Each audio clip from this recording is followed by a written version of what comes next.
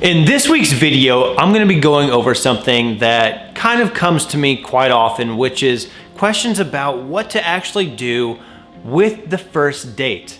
It seems like a lot of people go into a first date kind of blind, not with really any plan or any objective, really just to maybe get something to eat and kill some time. And I've never really understood why anybody would dedicate that type of energy into something that's not really planned out very well. You really want to make sure that a first date, you're able to get as much information. It's supposed to be a positive experience, and you're trying to see if this is somebody that you would ultimately want to have a relationship with. So in this video, I'm going to give you some tips on how to make sure that your first date is fun, it's informative, and that you don't waste your time with the wrong person by going into a second date.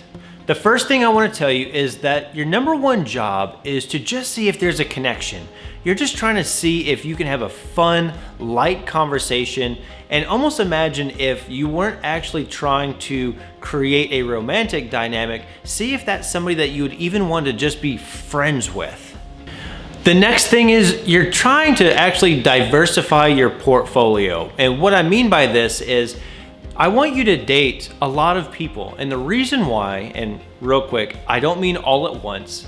I mean, date somebody, learn about them, learn about yourself, see if it's going to work, and then if not, move on to the next. The more you do this, the more perspective you're able to add into your idea of the type of person that you actually want to spend your life with. The next tip is I think that you really need to be prepared to talk about your past relationships. Now, I don't mean in a great bit of detail. I mean just kind of keeping it short but staying positive. Maybe talking about what you learned from your past, why it didn't really work out, what your standards were, and maybe how they didn't quite match up and how you knew that wasn't the best dynamic for you, which is why you're looking for something different. This is a very positive way of turning past relationship experiences and showing what you're expecting from the person that's sitting across from you. My next tip is to actually have a couple of questions ready to ask. I usually say just have two that you want to ask. And the reason why is because if you have more than that, you can often make it a little bit more interview style, and it's not as fun and it's not as free flowing.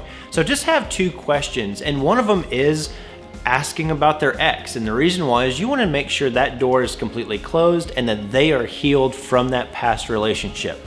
The next question I'd probably ask is, what are your future plans? Do you plan on staying in the city for the next couple of years? And the reason why is because you don't want to be investing with somebody if they have plans on moving away in like 2 months.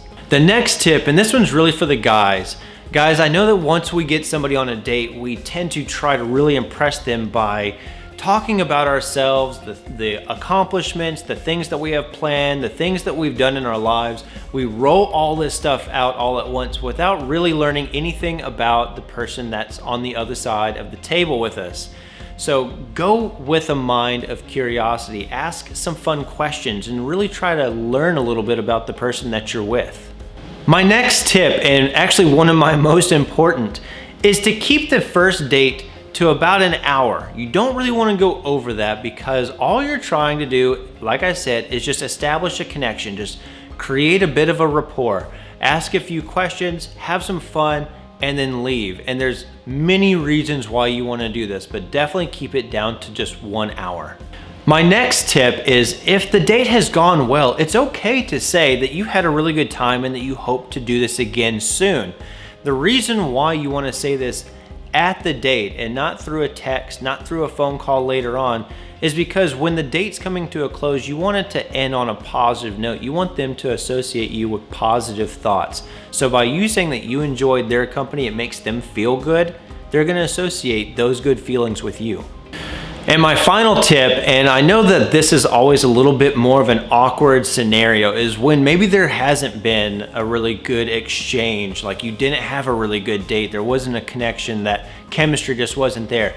It is okay at that date, instead of lingering and dragging this on later through text, it's okay to say, thank you so much for coming and meeting with me today.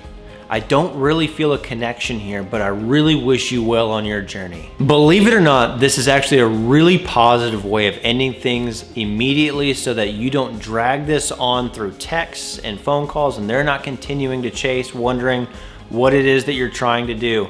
Just say these things up front, let them move on so they can find somebody while you do the exact same. I know first dates are difficult, but I hope that in this video I was able to give you a little bit of information to help you have a better experience on those first dates, because I really want you to get to that right person faster. Now, if you guys have any questions or any comments, you want to leave them in the section below. I'll see you guys next time.